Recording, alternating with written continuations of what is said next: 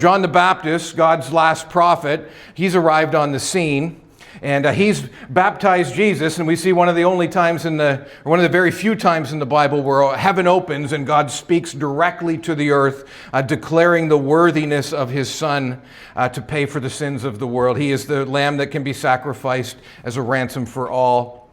And then we covered the temptation of Jesus, where he goes into the desert to face his adversary, Satan. And Satan gives him lots of suggestions on what he should be doing and how he should be thinking. And of course, Jesus just says, get lost. And he wins that argument hands down. And then for the last few weeks, we've been talking about the early days of him gathering some of his disciples. Philip and Nathaniel and Peter and Andrew and James and John are hanging around now. Not all of them, but he's starting to assemble his crew. And they go to that wedding in Cana, remember, where their whole family gets invited, so the disciples go along with them, and then he's got to rescue the wedding because they're going to run out of wine, and that would have been a terrible problem back in that day. And so he changes the water to wine, his first miracle, kind of private, but his disciples believe in him. And now he said just after the Passover, before that, he heads to the Passover, it's springtime. And that's where he really starts making public appearances, where people start to get an idea of, hey, there's this guy named Jesus. We know John is, but now who's this Jesus guy? He's doing something too. And John chapter 2, if you wanted to flip back a page, you could see it, John 2:23. Now, when he was in Jerusalem at the Passover feast, many believed in his name when they saw the signs that he was doing. So Jesus makes some very public appearances and very public scenes here in Jerusalem at the Passover. This is where he cleanses the temple, right? He goes in and turns over all the tables, tells them, hey, you guys are making my Father's house of worship, my Father's house of prayer into a marketplace. You're just making money here. And then he has a visit from one of the most prominent men in Israel, the teacher of Israel, the guy really in charge of their theology department in the Sanhedrin. That's Nicodemus. Jesus tells Nicodemus and everyone else who was there that night that salvation is coming from heaven, from God, not from your works, not from things you do.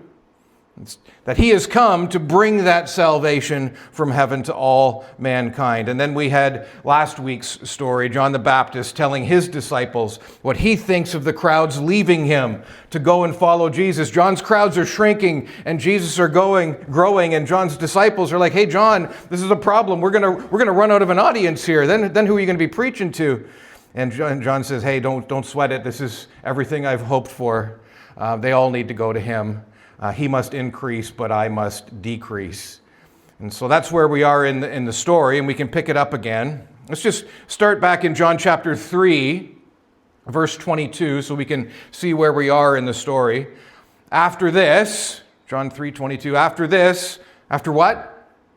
After the Passover and everything that happened, after the scene in the temple, after the meeting with Nicodemus, after many believing in his name when they saw the signs that he was doing while he was in Jerusalem, John says at the end of chapter 2, now when after this, Jesus and his disciples went into the Judean countryside, and he remained there with them and was baptizing.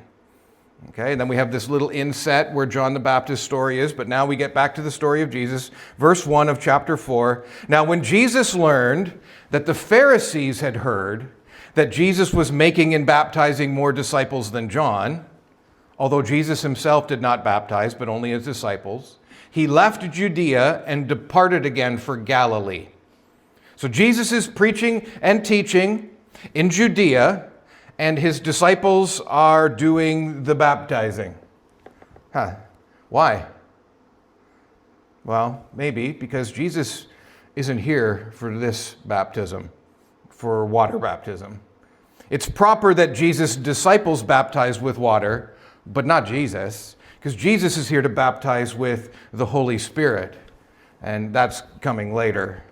But Jesus is having his disciples join in John's baptism efforts, calling the people to repent of their sin and be baptized for forgiveness and to prepare for the arrival of the kingdom. And it appears that Jesus is even more popular now than John. He's gaining disciples faster than John. See, John's he was a big deal. He has attracted the attention of the people, and he's attracted the attention of the authorities. And now Jesus shows up, and he's attracting even more attention. And notice who is paying attention to Jesus now in verse 1. Now, when Jesus learned that the Pharisees had heard that Jesus was making and baptizing more disciples and John, Jesus learns that the Pharisees have heard about him. The Pharisees are aware of his growing popularity and that it is eclipsing John's. And John, the writer of the gospel, seems to be implying here that Jesus left because he didn't want to attract attention from the Jerusalem authorities yet. He's heard that the Pharisees are getting getting a bit of attention on him, and he's like, hey, maybe we should just check out here for a little bit and let the dust settle. And so he decides to leave the area and to head back north to Galilee, where he lives. Verse 4, and he had to pass through Samaria. Interesting. So Jesus has just begun to preach and teach in public. First, he is in Jerusalem, where he goes. Where does he go after he cleanses the temple and has his meeting with Nicodemus in Jerusalem? We read it already, John 3:22. After this, Jesus and the disciples went into the Judean countryside. He's Jerusalem, Judea. And now where is Jesus going next? He's left Jerusalem. He's now in Judea, and he's going to Samaria. Does it sound a little familiar to anyone? Jerusalem, Judea, Samaria. Just before Jesus goes back to heaven, what does he tell his disciples? Some of whom are with him right now in the story. Just before he leaves, he tells them that he has a job for them. It's in Acts chapter 1, verse 8. He says to them, you'll be my witnesses in Jerusalem and Judea and Samaria and all the earth. Makes sense. Jesus is our example, right? And here he seems to be clearly setting the example for his disciples to follow after him. He announces himself in Jerusalem and then in Judea, and now Jesus is leaving Judea, leaving the countryside, and heads north into Samaria to take his message there. So Samaria was the region sandwiched between Judea and Galilee. All three regions are to the west of the Jordan River. So we have Judea in the south, Galilee in the north, and Samaria in the middle. So, hey, quick question. When Israel took possession of the land, way back in Joshua's day, when Joshua divided up the land according to the 12 sons, the 12 tribes of Jacob, was there any such place as Samaria? No, the answer is no. There was no Samaria back then. It was all Israel.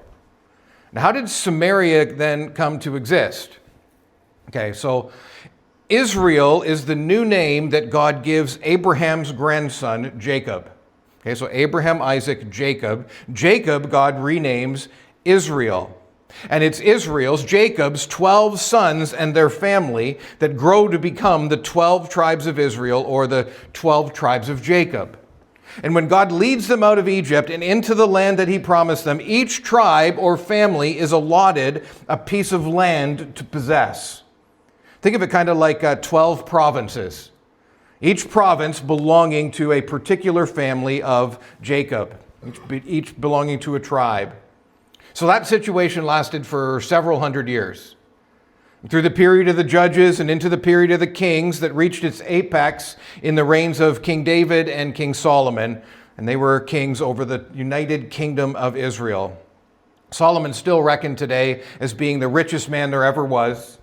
And he ruled over the prosperous and powerful united kingdom Israel. But things go downhill after Solomon dies. Infighting breaks out between contenders for the throne. And eventually, in about 930 BC, the country divides in two. Two of the tribes, the southernmost two, Judah and Benjamin, they unite to form the kingdom of Judah. The other 10 tribes, they remain the reduced kingdom of Israel. But they had a problem, this northern kingdom of Israel. What was the capital city of David and Solomon's kingdom? Jerusalem. It was Jerusalem. And in which tribe's allotment of land, which province is Jerusalem located?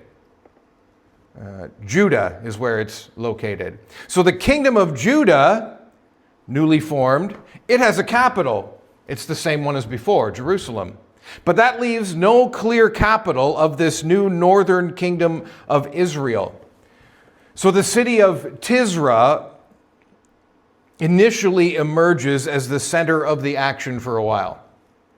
But about 50 years after the breakup of the kingdom, after the 10 northern tribes break away, a guy named Omri comes to the throne of the northern kingdom of Israel. It's in 1 Kings 16, says this: Omri began to reign over Israel, and he reigned for 12 years. 6 years he reigned in Tisra. He bought the hill of Samaria from Shemar for 2 talents of silver, and he fortified the hill, and he called the name of the city that he built Samaria. So King Omri establishes his new capital. He builds a city and he calls it Samaria. You might have actually, maybe not heard of Omri, but you might have heard of Omri's son. It's a guy named Ahab. He has a famous wife named Jezebel. That's the guy. Ahab's dad establishes Samaria as the capital of Israel. We can't get into it today, but God has a lot to say to Israel at this time. It wasn't a good scene at all. This is the time of the prophets Elijah and Elisha, if you've heard of them. It's a really interesting story.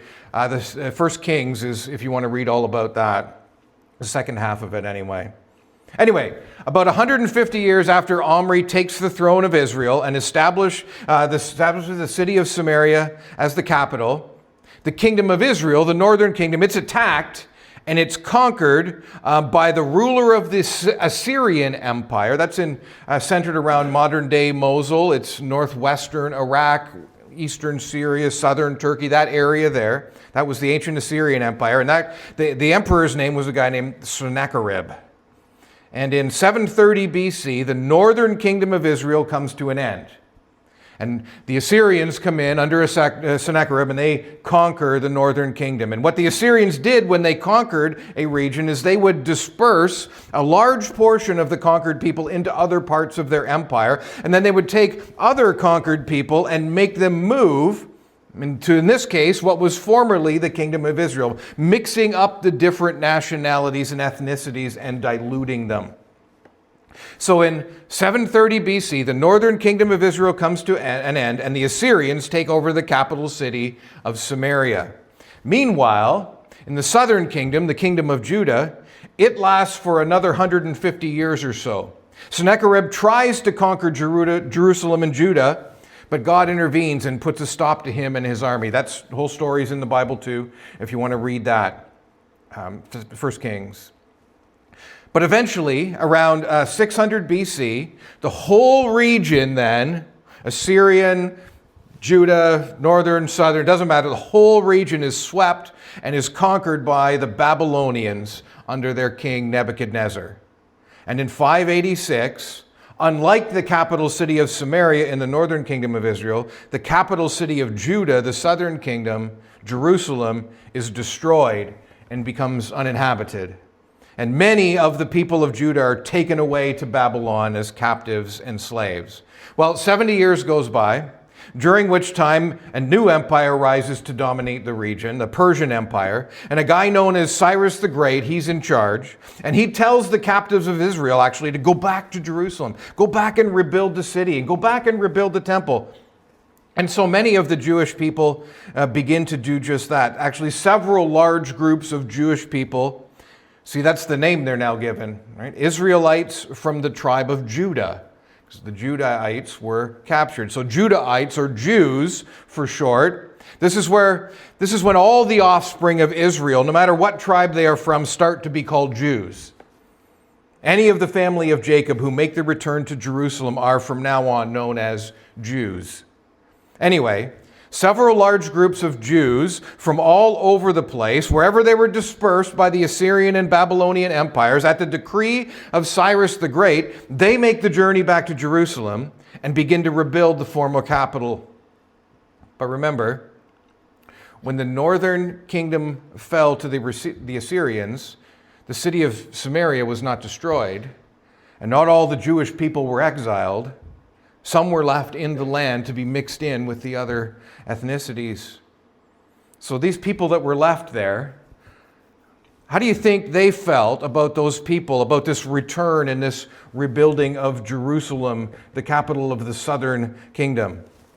Well, we don't have to guess, we know. They were not amused.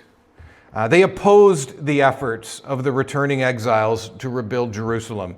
The books of Ezra and Nehemiah tell this story of the rebuilding of Jerusalem, and the Samaritans threatened the project and the people several times as it goes on. They even send requests to the emperor, back to Cyrus, to try and get him to stop the Jews from rebuilding Jerusalem and from rebuilding the temple.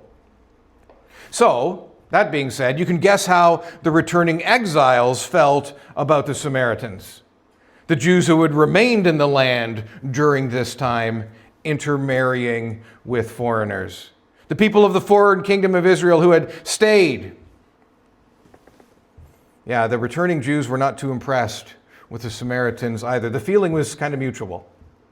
The Jews who were rebuilding Jerusalem thought of the resident Jews, the Samaritans, as kind of like half-breeds.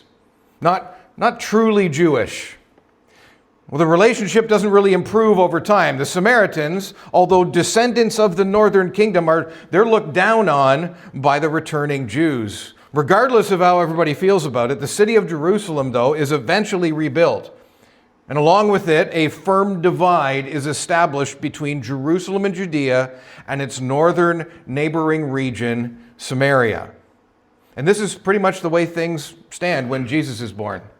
Jesus begins his ministry in a culture that has come to have three classes of people: the Jews, the Gentiles, and somewhere in the middle, the Samaritans, whom they considered inferior, only half Jewish at best. Anyway, back to the story in John 4. Jesus is heading north to Galilee from Judea, and he's going to go through Samaria to get there. Now, you might have heard that Jews did not travel through Samaria. Not totally true. Some Jews might sometimes have avoided Samaria, but reality is to get from Jerusalem to Galilee without going through Samaria was like a 7-day walk. The direct route through Samaria was only 3 days' walk. So the Jews, especially those in power, they did look at and treat the Samaritans with disdain. They may not have liked the Samaritans, but they didn't avoid traveling through Samaria when necessary because it was a lot farther to go around. We'll see Jesus and his disciples, they travel through Samaria a few times in the story. Okay, John 4, verse 5. He's going through Samaria. So he came to a town of Samaria called Sychar, near the field that Jacob had given to his son Joseph. Jacob's well was there. So Jesus, wearied as he was from his journey, was sitting beside the well. It was about the 6th hour. Okay, so the exact location of the town of Sychar is not quite clear even for us today, but it's probably very close to the city of Shechem. Jacob purchased some land there and lived in Shechem for a while. It's very close to the modern-day city of Nablus. I don't know if you heard of that, the West Bank. It's about 70 kilometers north from Jerusalem. Verse 6 there, it says that it's the 6th hour. I mean, we count hours from midnight to mark our days. They counted the hours from sunrise to mark theirs. So 6 a.m. our time is when the clock begins for them. So the 6th hour for them would be about noon.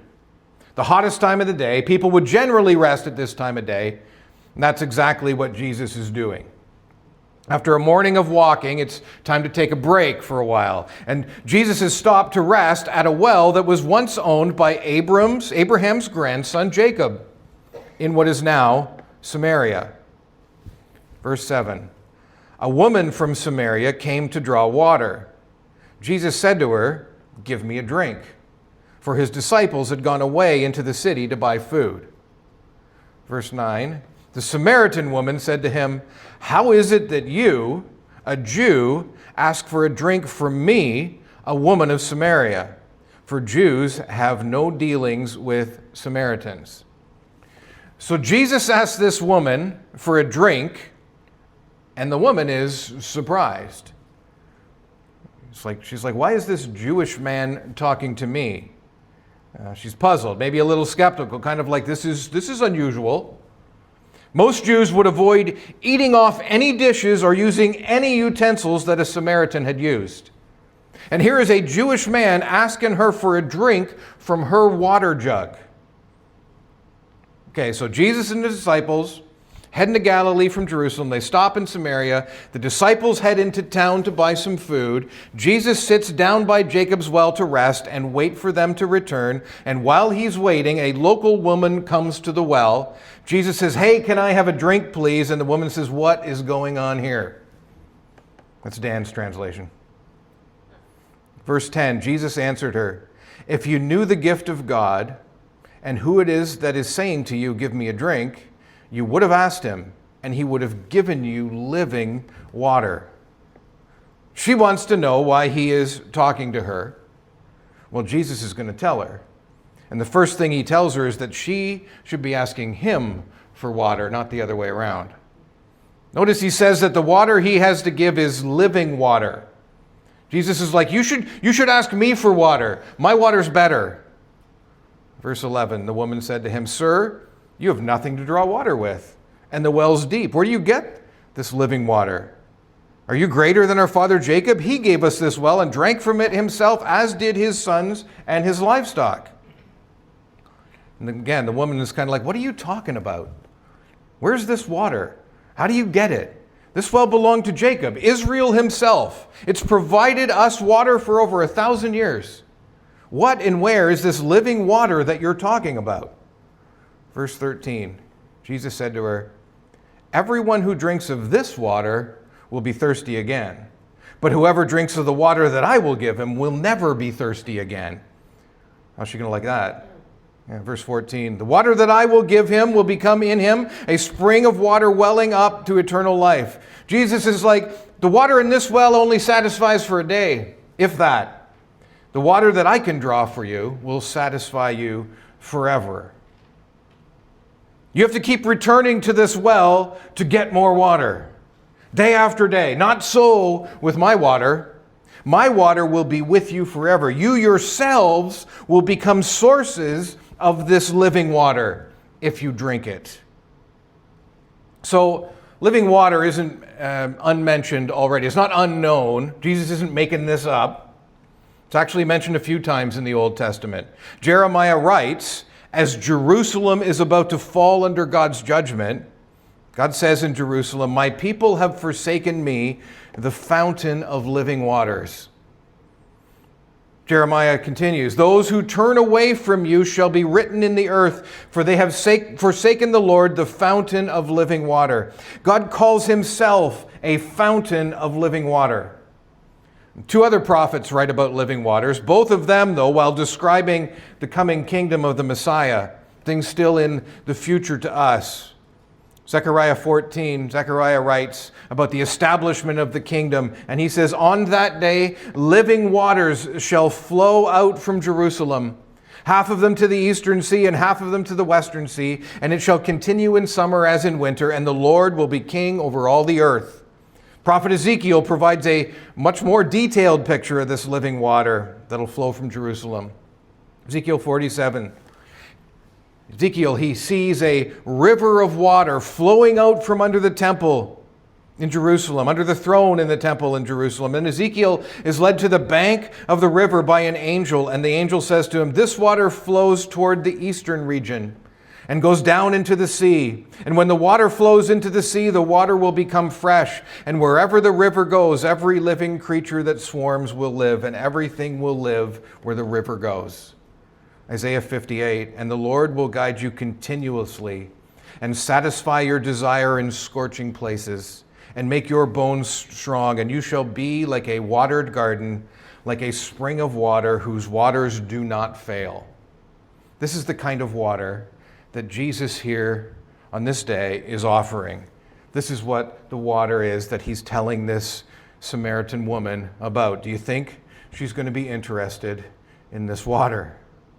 Verse 15, the woman said to him, "Sir, give me this water so that I will not be thirsty or have to come here to draw water." Okay, yeah, she's interested. Who wouldn't be? No more thirst, no more trips to the well. But she doesn't seem to be quite getting it yet, does she? Jesus isn't really talking about physical water today. He's talking about spiritual water, living water, God himself becoming a fountain of life within her. The woman is intrigued, but she doesn't yet understand what he's saying. And so Jesus is going to help her out a little bit. He wants her to know some more, obviously. He wants her to know what she is asking him for, this living water. Verse 16, Jesus said to her, "Go call your husband and come here." Kind of an odd direction to go in this conversation, but we'll see why he says that. Verse 17, the woman answered him, "I have no husband." Verse 17 and 18, Jesus said to her, "You are right in saying, 'I have no husband,' for you have had 5 husbands, and the one you now have is not your husband. What you have said is true." Now, if you've been around the Grub and Gather the last couple of weeks, we've been covering the subject of divorce and remarriage. And adultery is mixed in there, of course, and all of that stuff. We had to take our minds out of 20th century Western Christian culture and get our thoughts back on what it would be like at the time of Jesus and how that was built on the time of Moses. We spent a couple of weeks describing this and discussing this subject. There are some who have thought that what Jesus is revealing here in this story is this woman's sinful past. That this woman is an adulteress. So is that true? Well, we saw in the Bible that divorce was fairly ubiquitous at the time of Jesus. A lot of divorce and a lot of remarriage going on. So is it true that this woman is an adulteress? What's the penalty for adultery again?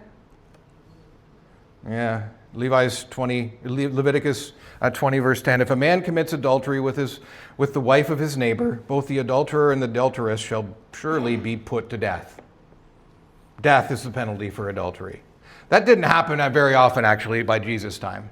The Romans were in charge of any capital punishment. But a woman guilty of adultery would certainly be stigmatized and largely ostracized in the society. So think about it. An adulterous woman, would she really find 5 husbands? 5 men who were willing to marry her, an adulterous woman. I don't think any man would marry a serial adulterer in that culture. Such a woman would be outside of proper society. More likely, the fact that she's had 5 husbands previously means that she's had a life of misfortune and tragedy. She's had 5 husbands either die or divorce her. And then she's now under the care and protection of a 6th man. Not a fun life for a woman. Probably, this is his 6th man's protection, probably because some kind of cultural or legal arrangement or family obligation. Often families would marry their deceased spouses to keep all the family together. She might have a concubine status. Regardless, it doesn't seem like she's viewed as an immoral woman in the story by Jesus, who has no rebuke or correction for her behavior, or by the people of the town, as we're going to see. They all seem to respect her and to listen to her. So then, why does Jesus say this to her? This whole thing about, hey, you're right, I know your whole past. Well, maybe it's kind of the same thing that Jesus did with Nathanael. Remember what Jesus said to him back in the end of John chapter 1? He says to Nathanael, hey, Nathanael, you were under the fig tree when Philip told you about me. Jesus tells Nathanael something that he couldn't have known. And how does Nathanael respond? Nathanael answered him, Rabbi, you're the Son of God, you're the King of Israel. Well, maybe something similar is happening here with this Samaritan woman. Maybe Jesus wants to give this woman, too, a sign of who he actually is. He wants the woman to know that he knows all about her. He knows where she's been, and with who, and how she got there that day. Verse 19, the woman said to him, Sir, I perceive that you're a prophet. Okay, now just like Nathanael, Jesus really has her attention. Now she's starting to catch on. This man's more than just a Jew. He's a prophet. This is a man of God. So she asks him a question fit for a man of God, a question fit for a prophet. And what does she want to know? You can see it in verse 20. Our fathers worshipped on this mountain, but you say that in Jerusalem is the place where people ought to worship. Okay, so the rift between the Samaritans and the Jews in Jesus' day, it goes beyond how they treated each other during the return of the exiles 400 years earlier. There's more to the story of their divide than just that. The Samaritans in Jesus' time had come to believe in what was really a truncated and so mistaken version of Judaism. The Samaritans had a smaller Bible than the Jews. They only had the first 5 books as Scripture. That's New Testament. Genesis, Exodus, Leviticus, Numbers, and Deuteronomy. They just had the 5 books of Moses. And they believed that God had not chosen Mount Moriah, where Jerusalem is to be his dwelling place. They believed that Mount Gerizim was the mountain that God chose for his house, his temple. Mount Gerizim is the place where God was to be worshipped. And when the Jews came back from Babylon and started rebuilding the temple in Jerusalem, the Samaritans weren't happy about it. They tried to stop the Jews, but they weren't successful. The Jews succeeded in building a new temple on Mount Moriah. So what do you think the Samaritans did? They built their own temple on Mount Gerizim in answer to the temple on Mount Moriah. Now, the temple on Mount Gerizim, it wasn't there in Jesus' day, but it did stand for 300 years. Jacob's well, where this story is taking place here, is at the foot of Mount Gerizim. That's why she says in verse 20, our fathers worshipped on this mountain.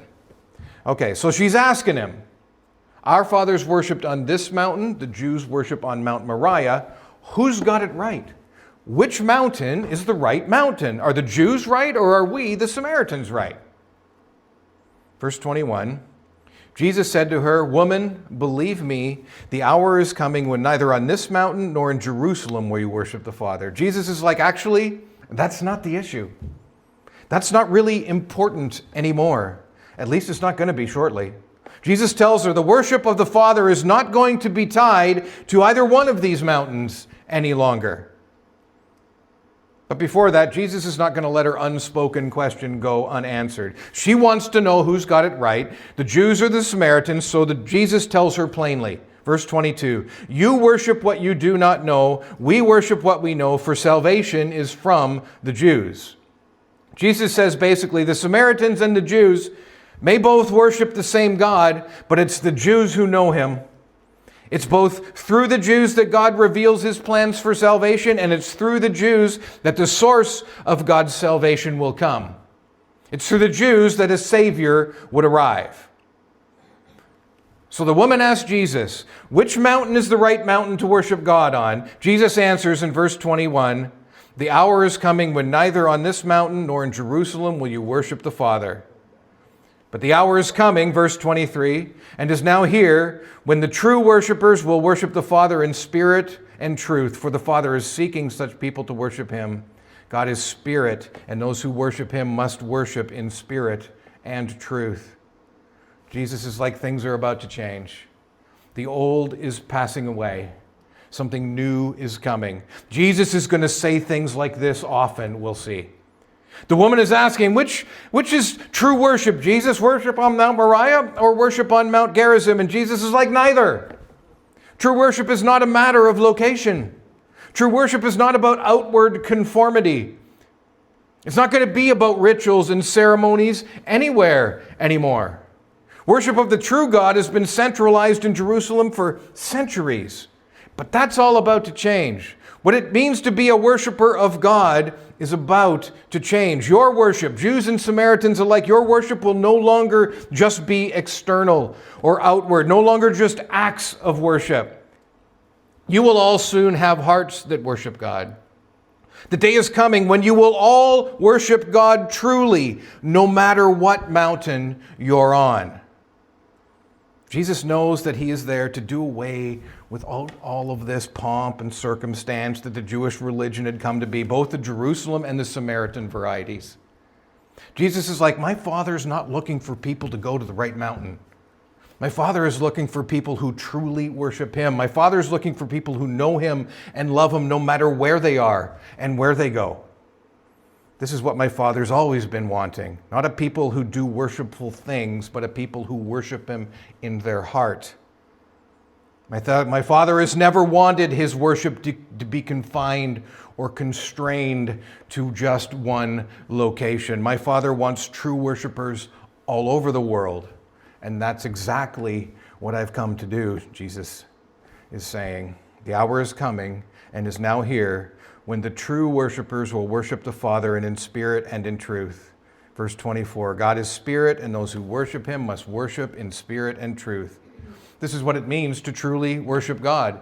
It means to know him and to love him wherever you are. This has always been God's plan.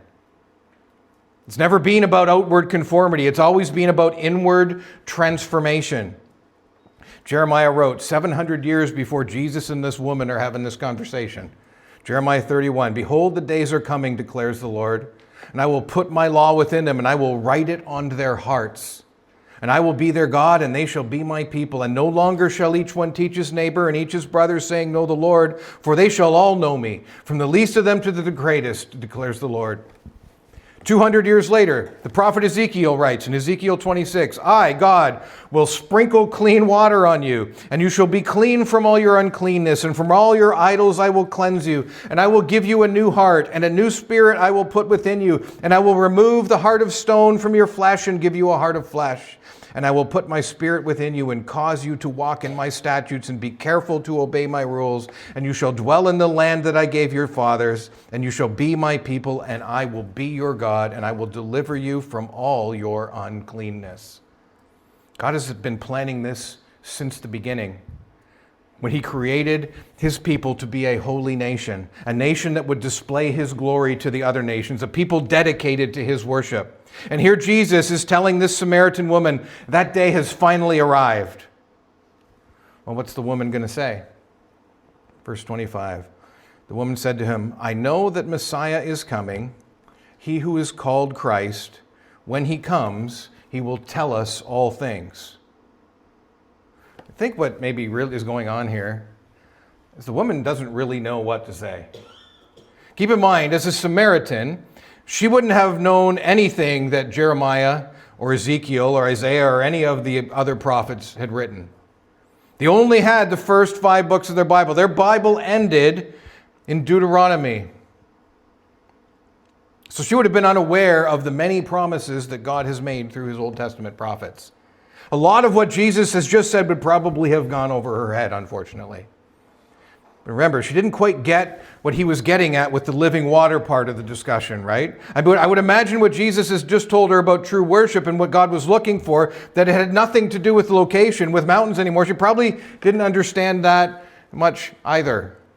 This whole conversation would have been tremendously unexpected, somewhat confusing, but obviously very intriguing for the woman. It would seem to me she's probably pretty blown away by the whole thing. And when Jesus gets done explaining things to her, you can imagine her standing there. I don't know what to think about all of this. How does she respond? She responds by telling him what she does know. She knows that the Messiah is coming. And she knows that the Messiah is going to tell them all things. Perhaps things like she's hearing from Jesus. I think what's happening here is this woman is finally starting to put 2 and 2 together a little bit. Remember who she's been thinking Jesus is during this encounter? She starts out identifying him as a Jewish man. And then when he tells her about her marriage history, she changes her mind. This man isn't just any old Jewish man.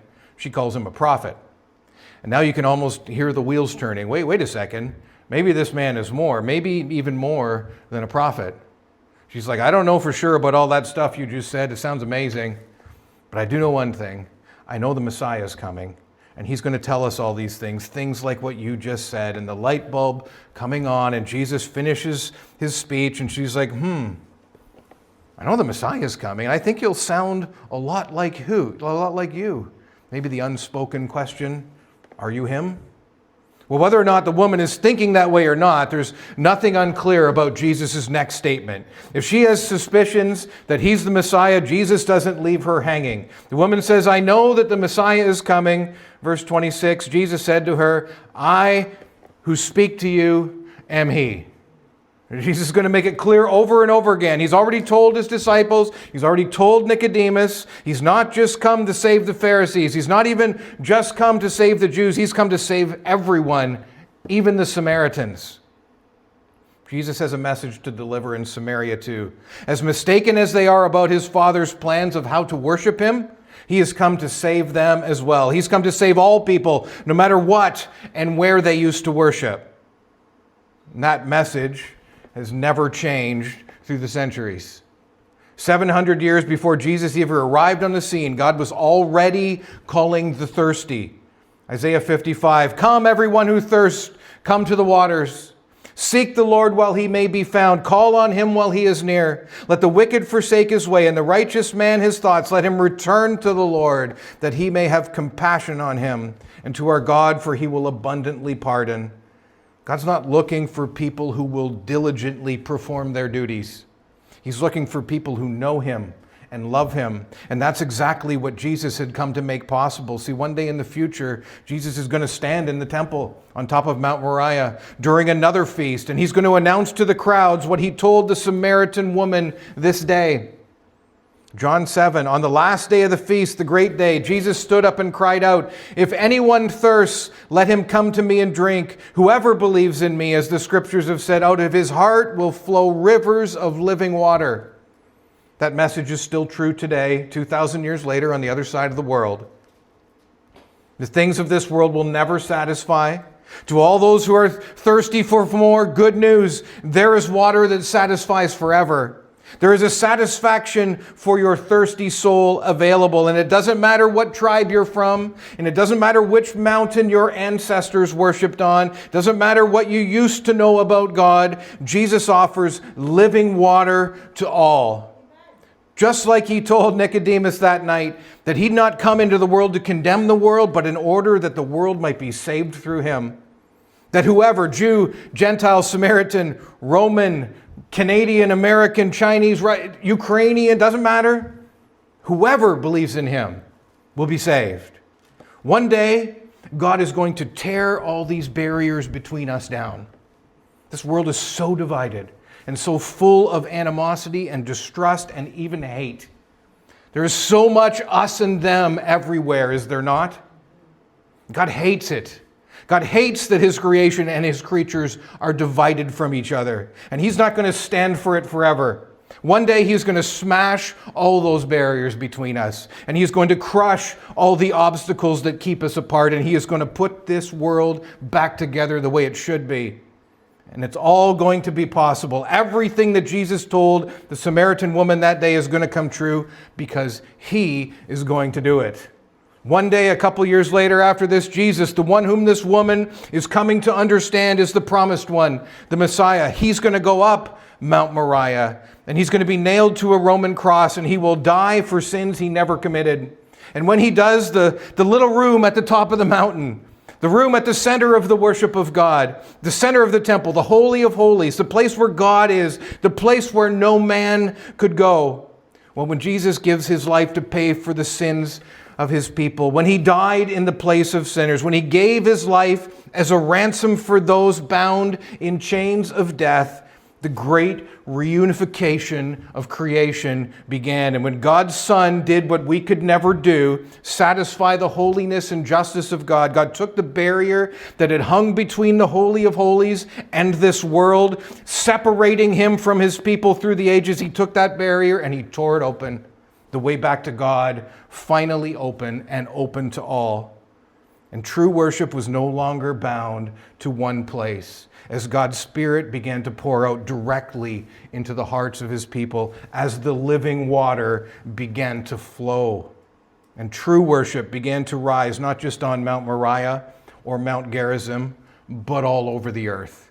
True worship is confined no longer. It's available anywhere to anyone. It's always been God's plan. It's still God's plan today. I don't know where you're coming from. I don't know what you've been believing, on what mountain you've been worshiping. I can tell you it doesn't matter though. If you're thirsty, if you're tired of the water of this world, good news. Jesus is still calling. If anyone thirsts, let him come to me and drink. Whoever believes in me, as the scripture has said, out of his heart will flow rivers of living water. Lay down the burdens of this world, call out to Jesus, ask him to forgive you and to change you and to satisfy your soul with the water of eternal life, and he will. He will not disappoint. Let go of the things of this world. They never satisfy. It's all fading away. God is calling you into eternity, into his kingdom. Believe him. He can bring you there. He has promised the world the water of life, and he will not disappoint. One day, many years later, Jesus is going to appear to John, the guy writing this, the writer of this gospel. He's going to show John some things about the end of the story. He shows John the future. Revelation 7 says this, "After this I looked, and behold, a great multitude that no one could number, from every nation, from all tribes and peoples and languages, standing before the throne and before the Lamb, clothed in white robes with palm branches in their hands, and crying out with a loud voice, 'Salvation belongs to our God who sits on the throne and to the Lamb. They have washed their robes, and they made them white in the blood of the Lamb. Therefore they are before the throne of God, and serve him day and night in his temple. And he who sits on the throne will shelter them with his presence. They shall hunger no more, neither thirst any more. The sun shall not strike them, nor any scorching heat, for the Lamb in the midst of the throne will be their shepherd, and he will guide them to springs of living water, and God will wipe away every tear from their eyes.'" Then John sees later the river of the water of life, bright as crystal, flowing from the throne of God and of the Lamb, through the middle of the street of the city. Also on either side of the river, the tree of life with its 12 kinds of fruit, yielding its fruit each month. The leaves of the tree were for the healing of the nations. And no longer will there be anything accursed, but the throne of God and of the Lamb will be in it, and his servants will worship him. They will see his face, and his name will be on their foreheads, and night will be no more. They will need no light of lamp or sun, for the Lord God will be their light, and they will reign forever and ever. Things of this world will never satisfy. There's nothing like that in this world. Don't set your heart on this world. Set your heart on the Father. Worship him on the inside, not just the outside. Ask him to change your heart. He will. That's what he does. He doesn't need you to find the right mountain. He's near you wherever you are. He doesn't need you to find perfect doctrine. He wants you to trust him. He wants you to forsake the things of this world, to forsake your sin, and to trust that he can take you wherever he finds you and can transform you into a son or daughter of the King. He's done it all. He has won the war. He deserves our hearts. He is the glorious one. He's the one who left heaven to come to earth. He is the one who withstood all the trials and temptations of his adversaries. He is the one who chose to stand in our place as a sinner and shed his own blood to the point of death so that we could stand in his place as a son. And he's the one who chose to take the punishment I deserve so that I can share in a reward that only he could win. He's the source of living water because he is the living one, the source of all life. And he gave his life so that you and I and all who call on his name could become true worshipers of God, because that's what the Father's looking for. Jesus never fails to please his Father. He and he alone has done this. He is the living one, and he will never fail, and he will never stop, and until he has won back for his Father everything in heaven and on earth. He is the living one. He has the living water. And he has the name above all names, and he is the only one with the power to save us all. There is no one else like him.